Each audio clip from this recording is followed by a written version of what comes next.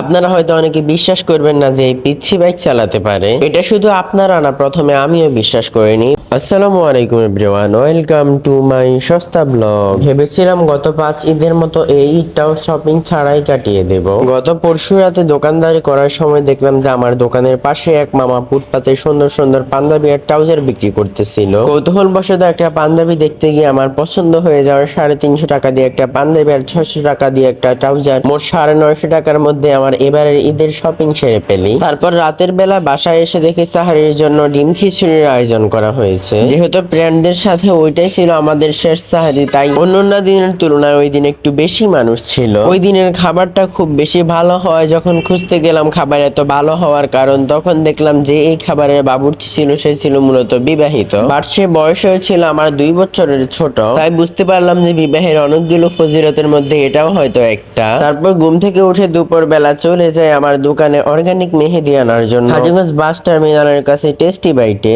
ঈদের 2 দিন আগ হয় এই মেহেদিগুলো পেতে আমার খুব কষ্ট হয়েছে, তবে এর জন্য আমাকে বিশেষভাবে সাহায্য করেছে মুনতারা নামে এক বড় আপু। অন্যান্য দিন যেহেতু বাসায় ইফতার করা হতো, বাট আমাদের সাথে ফ্রেন্ডরা নিজ নিজ বাড়িতে চলে যাওয়া ওই দিন বাহিরে ইফতার করতে হয়েছিল।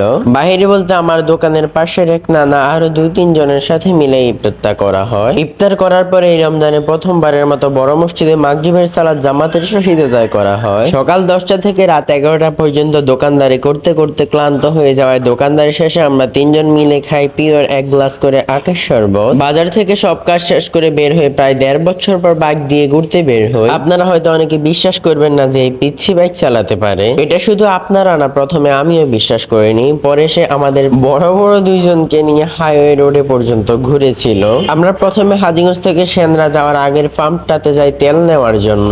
সেখান থেকে তেল নেওয়া শেষ হলে বড় খালার বাড়িতে গিয়ে খালাতো ভাইয়ের সাথে দেখা করে আবার হাজীগঞ্জের উদ্দেশ্যে রওনা হই। আর আরেকটা মজার বিষয় হলো, পিচ্ছি যখন বাইক চালাইতেছিল তখন যারাই দেখতেছিল তারাই আমাদের দিকে হা করে তাকিয়েছিল। আসার পথে আমাদের চোখে পড়ে বেলচের পরে সেই সোনাইমুড়ির বিখ্যাত মার্কল্যান্ড পার্ক এন্ড রিসোর্টের দিকে। তাই পার্কটা রাতের সৌন্দর্য আপনাদেরকে দেখানোর জন্য আমি একটু ভিডিও করে নিই। আর রাতের বেলা আমাদের হাজীগঞ্জের সৌন্দর্য ছিল অসাধারণ। বিশেষ করে কিউসি টাওয়ার আর আমাদের হাজীগঞ্জ বড় মসজিদ তো এক কথায় দেখার মতো ছিল।